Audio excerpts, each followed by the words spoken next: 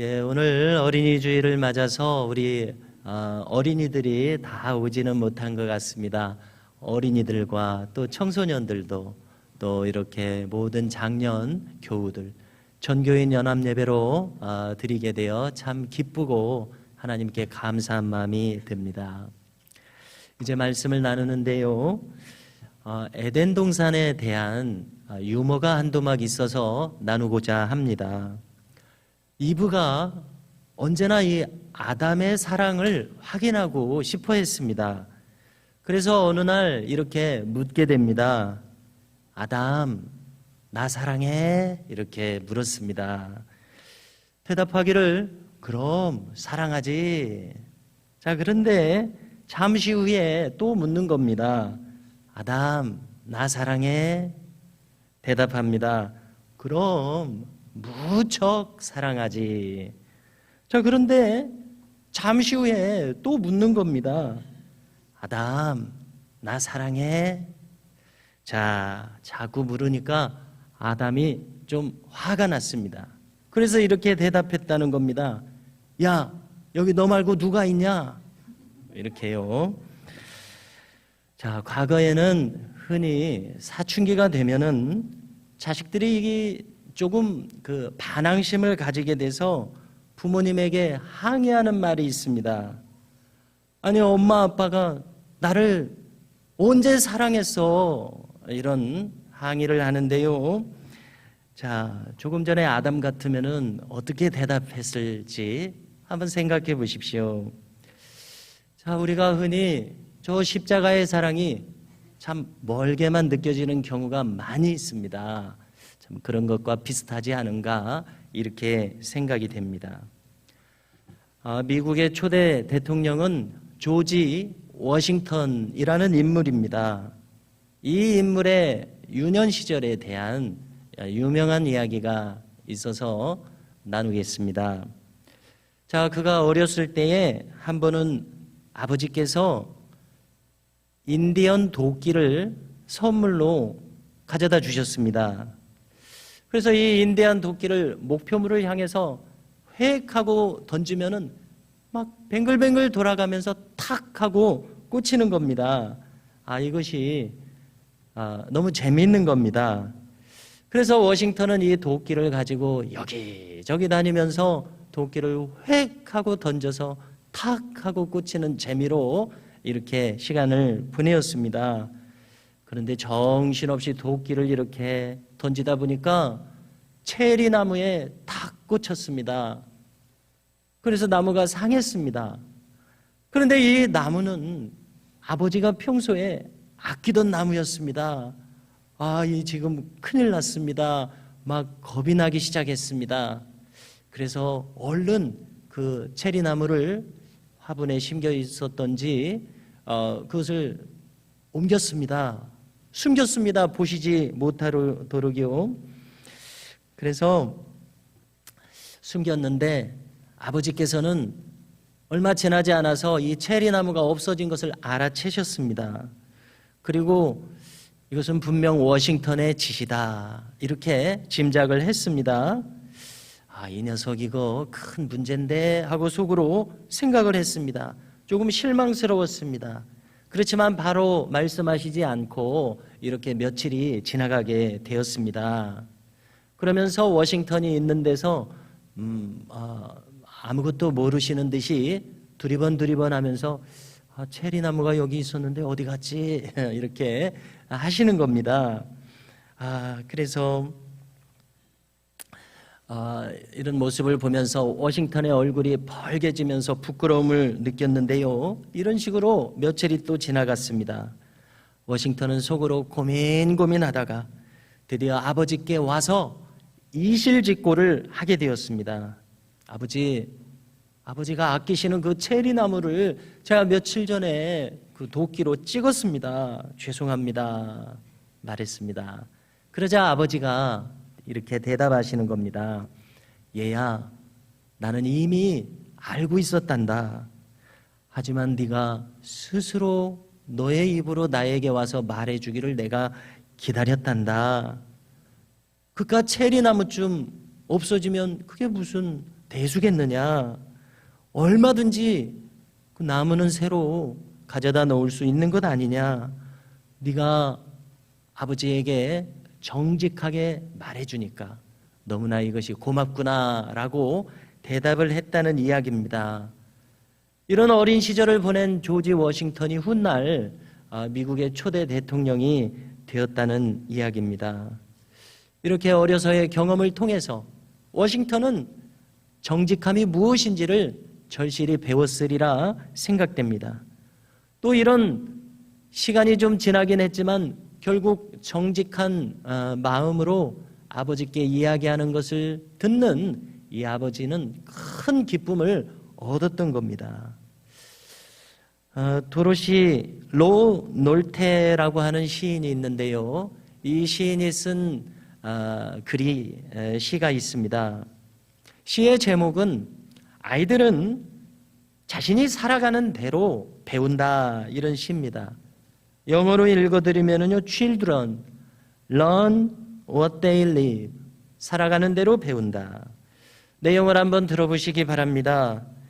꾸중을 받으며 자란 아이는 비난하는 법을 배웁니다. 적대감을 받으며 자란 아이는 싸우는 법을 배웁니다. 조롱을 받으며 자란 아이는 수줍음을 배웁니다. 창피를 당하며 자란 아이는 죄책감을 배웁니다. 격려를 받으며 자란 아이는 자신감을 배웁니다. 노그러움을 받으며 자란 아이는 인내심을 배웁니다. 칭찬을 받으며 자란 아이는 감사의 마음을 배웁니다. 공정한 대우를 받으며 자란 아이는 정의가 무엇인지 배웁니다. 안전함을 느끼며 자란 아이는 믿음을 배우게 되고, 인정을 받으며 자란 아이는 자기를 사랑하는 법을 배웁니다.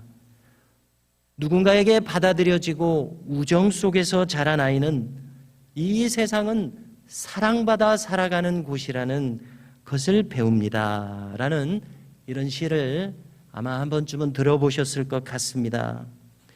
우리가 앞으로 자녀들을 어떠한 마음으로 길러야 할 것인지, 또 우리가 그동안 어떤 태도로 아이들을 길러왔는지를 반성하게 하는 참으로 귀한 글이라고 생각됩니다. 우리가 자녀들을 어린이 주일을 맞아서 참 앞으로 잘 길러야겠다는 거룩한 이 의무감을 느끼게 되는데요. 관련해서 참 좋은 교훈이 되는 이야기들이 많이 있습니다. 몇 해 전에 우리 교회에 오셔서 부흥회 때 귀한 말씀을 전해주셨던 강문호 목사님을 기억하실 텐데요. 이분은 평소에 유대인들에 대해서 많은 연구를 해오셨던 분입니다. 이분이 들려주시는 이야기 가운데 유대인들은 가정교육을 아주 잘하는 민족인데 8단계로 가정교육을 하게 된다는 겁니다. 그래서 그 내용을 보니까 참고할 만한 내용이 있습니다. 첫 번째 단계는 이미 약혼식 때부터 가정교육을 설계한다는 것입니다. 그들은 양가가 모여서 약혼 예식을 하게 되는데 미크베라고 하는 우리식으로 말하자면 목욕탕입니다.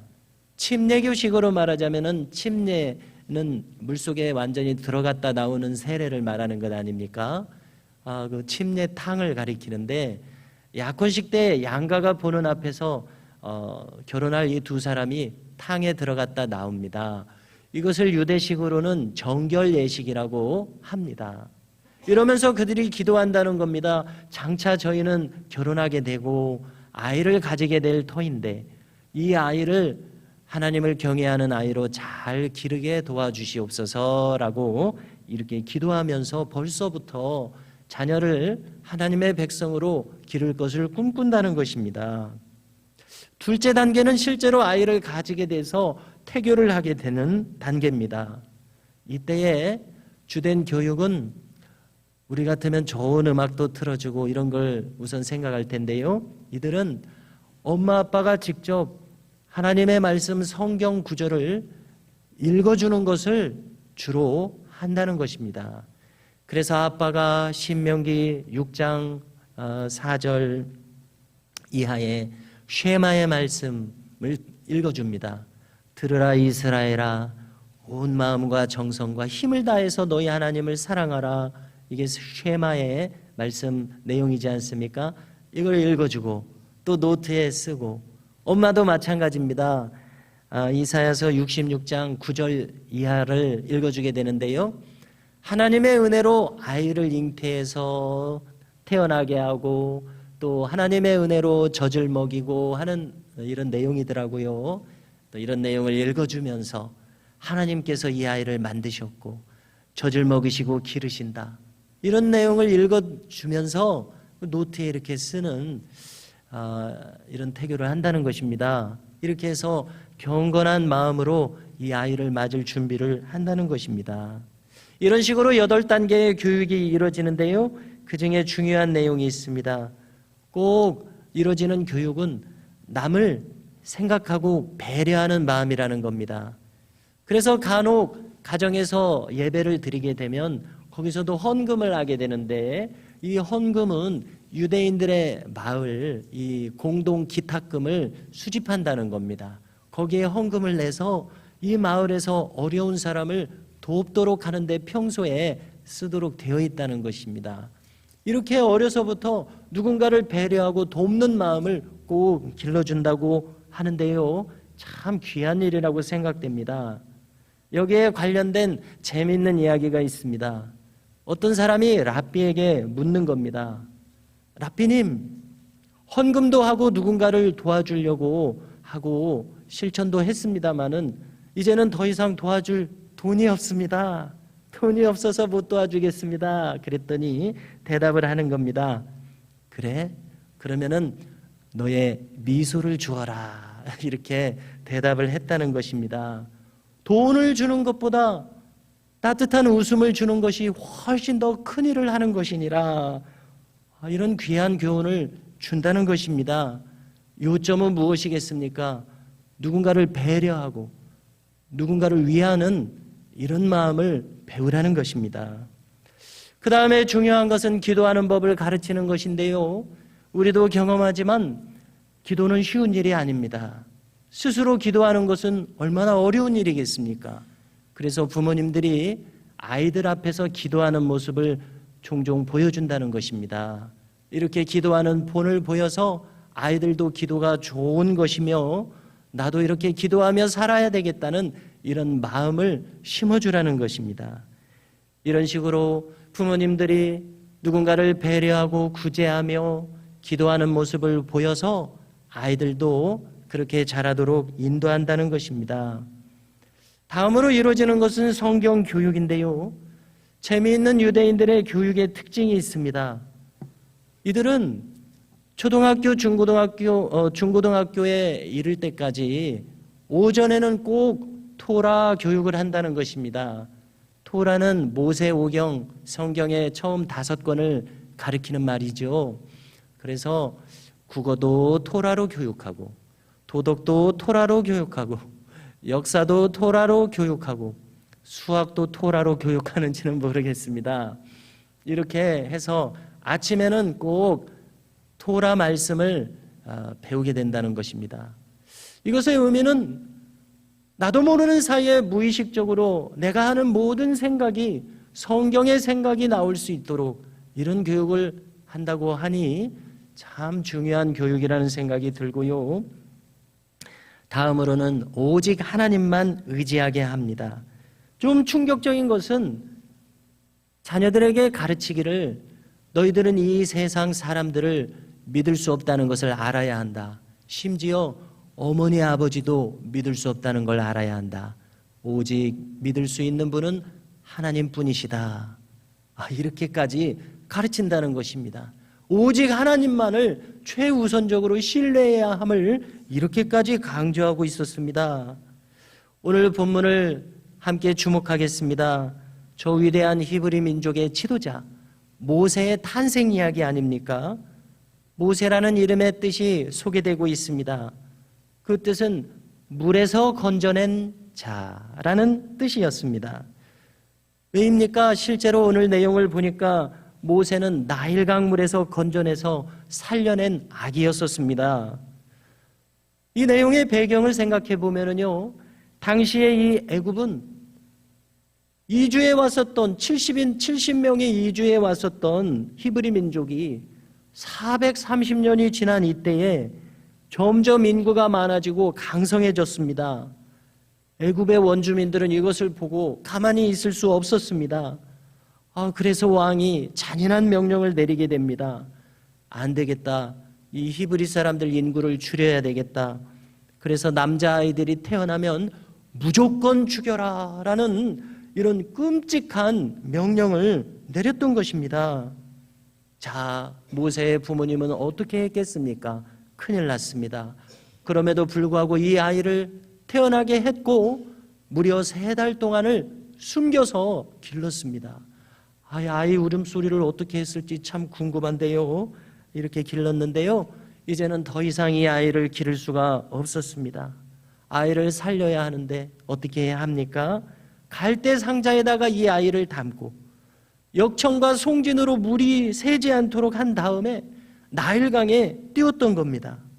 그리고 모세의 누이는 미리암인데요, 미리암이 그 갈대 상자를 지켜보는 겁니다. 그랬더니 애굽의 공주 바로의 딸이 와서 시녀들과 함께 물가를 거니는 겁니다. 그리고 그 갈대 상자를 발견했습니다. 가져와서 열어봤더니 너무나 예쁜 아기가 거기 있는 겁니다. 자, 이 바로의 공주는 이 아이가 척 한눈에 히브리인의 아이인 것을 알게 되었습니다. 지금 왕의 명령은 있었지만 이 아이가 너무나 사랑스럽고 예뻐서 이 아이를 기르게 되었습니다. 참 너무나 다행스러운 이야기죠. 그런데 오늘 성경에도 함께 읽었습니다마는 재미있는 것은 유모를 구하게 되는데 실제로 모세의 친어머니를 유모로 구하게 된 것입니다. 그래서 구약 성경을 주석한 유대인들의 책이 미드라시라고 불리게 되는데 이 내용에는 좀 구체적인 전설 같은 이야기들이 있습니다. 성경을 부연 설명하는 이야기들이죠. 여기서 보면은 이 친어머니가 모세를 너는 히브리인이다 이렇게 히브리인식의 교육을 했다는 것입니다. 그래서 우리는 성경을 통해서도 오늘 읽지 않은 내용입니다만은 확인할 수 있습니다. 나중에 이 애굽의 그 감독관이 히브리인에게 못되게 굴 때에 이 히브리인을 도와서 애굽의 감독관과 싸웠습니다. 그리고 심지어 그를 죽이기까지 하는 그런 일이 이 다음 내용에 기록되어 있지 않습니까? 그런가 하면 하루는 히브리인들끼리 싸우는 것을 보고 왜 동포들이 서로 치느냐 이런 말까지 했던 것을 볼 때에 나는 히브리인이다. 이런 것이 모세의 마음에 확실하게 심어져 있었던 것 같습니다. 제가 예전에 부목사로 섬기던 교회에서 참 재미있는 경우를 한번 지켜봤었습니다. 어떤 내용이냐면요, 한 번은 어떤 청년이 교회에 오게 되었는데 신학교에 들어와서 저 안동에서 이제 서울로 유학을 온 것입니다. 그런데 이 청년이 나중에는 이 교회에 교육전도사님까지 돼서 섬기고 나중에 또 목사님까지 되는 것을 지켜봤는데요. 이분 이야기를 들어보니까 이분은 어려서부터 목사님이 되고 싶었다는 것입니다. 유치부 때부터 나는 목사님이 되어야 되겠다 생각했다는 겁니다. 그래서 아니 어떻게 그 어린 나이에 목사님이 되려는 생각을 했습니까? 물었더니 어떻게 대답하는지 아십니까? 예, 제가 유치부 때 담임 목사님께서 쌀 포대를 짊어지고 어려운 사람들을 도우시려고 이렇게 가져다 드리는 것을 봤습니다. 제가 그 모습을 보니까 나도 저런 목사님이 돼야 되겠다 이렇게 생각을 했다는 것입니다. 그리고 실제로 신학교에 들어가고 목사님까지 됐습니다. 참 너무나 아름다운 이야기라고 생각을 했습니다. 이렇게 무엇을 보고 자라는가, 무엇을 듣고 자라는가, 무엇을 느끼고 자라는가, 이것이 참 중요한 것을 깨닫게 됩니다.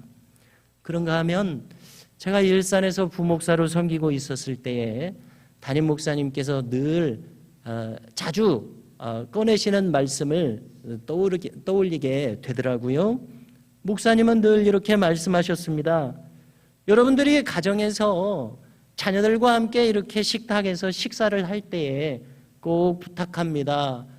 교회에서 좀 안 좋은 일이 있었다고 하더라도 교회에 대한 부정적인 이야기는 하지 마십시오. 목사님에 대해서 부정적인 이야기는 하지 마십시오. 장로님에 대해서 안 좋은 이야기 하지 마십시오. 왜냐하면 여러분들이 그렇게 말씀하시면은 아이들은 교회에 대해서 안 좋은 인상을 가지게 됩니다. 그러면 이 아이들이 나중에 신앙을 혹시 버리게 되면 어떻게 이것을 책임지고 어떻게 이것을 되돌릴 수 있겠습니까? 꼭 부탁합니다. 좀 안 좋은 일이 있더라도 교회에 대해서 안 좋은 이야기 하지 마십시오. 그래서 그 이야기를 지금도 가만히 생각해 보면 참 일리가 있는 말입니다. 우리가 안 좋은 일을 피할 수는 없을 것입니다. 그러나 아이들의 입장에서 이 깨끗한 도화지와 같은 이 마음에 안 좋은 것을 심어주는 것은 참 피해야 되겠구나, 이런 생각을 하게 됩니다.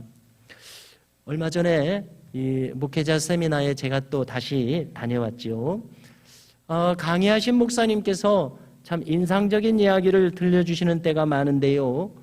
꼭 목회자 세미나에서 이런 질문을 받는다는 것입니다. 목사님, 고민이 있습니다. 무슨 고민이냐면요, 이 목사님들도 자기 자녀들을 목회자가 되게 하고 싶은 거예요. 그랬더니 근데 다른 전공을 하겠다고 합니다. 어떻게 하면 저희 아이들을 목사가 되게 하겠습니까? 이런 질문을 했어요. 그랬더니 목사님이 대답을 하시기를, 이것은 사모님의 역할이 중요하겠습니다 하면서 이렇게 대답을 하는데요. 만약에 사모님들이 내 아버지는 정말 신실한 하나님의 종이시다, 이렇게 이야기를 평소 하면 아이들이 목회자가 될 수 있겠지만은, 만일 혹여나 사모님이 이 아이들에게 아버지에 대해서 야, 너는 네 아버지 닮지 말아라 이렇게 이야기를 하면 그르친다는 것입니다. 어떻게 생각되십니까? 참 일리 있는 이야기라고 생각이 됩니다. 좋은 인상을 심어주고 목회가 아주 보람있는 일이라는 인상을 심어줘도 될까 말까 한데, 부정적인 인상을 심어주면 어떻게 그 방향으로 성장을 하겠는가, 이리 생각이 됩니다. 그런데요, 이것을 우리의 실제 우리의 보통 생활로 확장시켜 보십시오. 우리의 보통 생활에서도 마찬가지라고 생각이 됩니다. 우리는 조금 전에 이야기해서 아주 귀중한 교훈 하나를 배워야 하겠습니다. 콤플렉스라는 말을 우리가 흔히 하게 되는데요, 그 뜻을 찾아보니까 자꾸 집중한다는 뜻이 있더라고요. 콤플렉스, 자꾸 집중합니다. 예를 들어서 나의 약점에 대해서 자꾸 집중하니까 이게 열등감이 됩니다. 그래서 열등감을 콤플렉스라고 하지 않습니까? 자, 이야기를 하는 이유는 부정적인 것을 자꾸 생각해서 내 마음에 심어 놓으면은 그 어떤 특별한 일에 대해서 부정적인 입장을 가지게 된다는 것입니다. 그래서 이 마찬가지로요, 우리의 가정에 대해서 생각해 볼 때 우리 모두가 아름답게 나의 가정을 세워가기를 원하고 있습니다. 그렇다면은 그 중심 관건이 무엇이겠습니까? 아버지의 역할이 중요하고 어머니의 역할이 중요하다는 것을 깨닫게 됩니다. 가정이란 어떤 특징을 가집니까? 내 이웃사람, 내 친구는 가끔씩 보면서 가끔씩 부딪힐 뿐입니다. 그러나 가정에서는 매일매일 인격이 부딪히는 아주 최인격의 인격 훈련의 최전방이 가정 아닙니까? 그래서 가정에서는 좋은 일도 많지만 때때로 좋지 않은 일도 있습니다. 아내와 남편이 때때로 충돌하는 경우가 있습니다. 부모님과 자녀들이 충돌하는 경우가 있습니다. 왜냐하면 늘 가까이 부대끼고 살기 때문에 그렇습니다.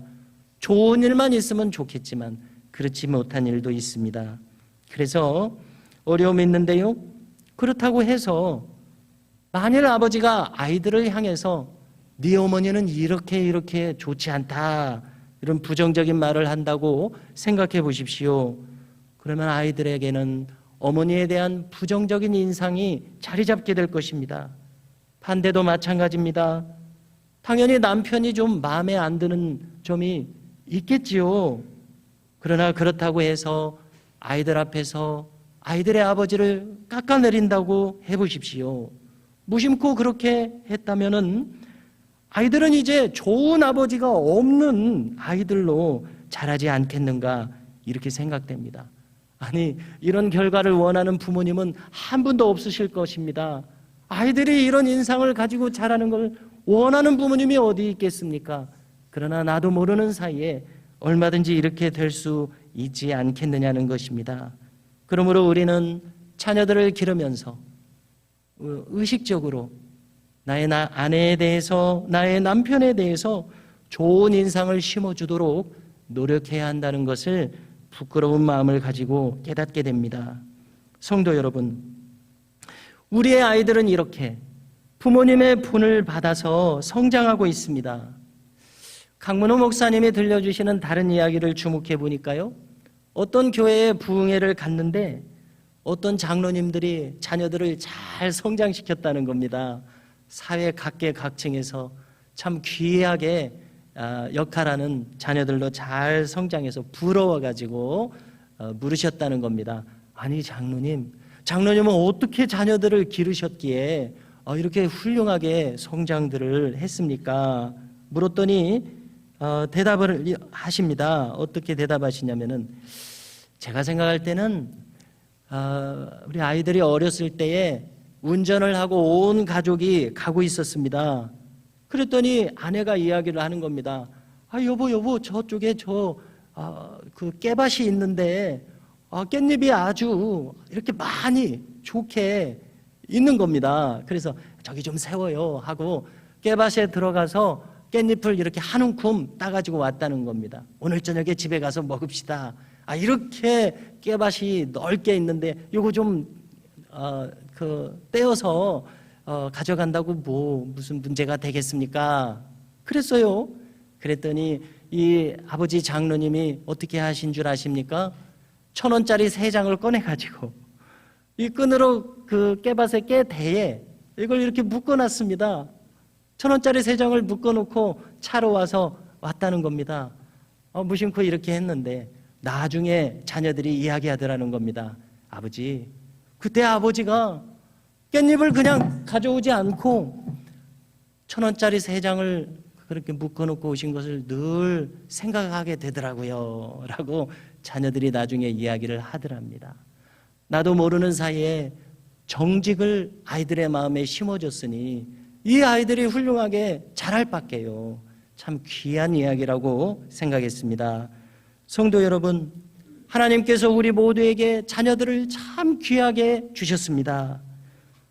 물에서 건져내어진 모세가 하나님 없는 교육을 받을 뻔했었지 않았습니까? 그러나 다행히도 신앙의 사람으로 잘 자랐었던 것처럼 우리 모두가 자녀들에게 귀한 신앙의 본을 보여서 신앙의 아름다운 대를 이어가는 우리 미담교회 모든 가정이 되시기를 주님의 이름으로 축복합니다.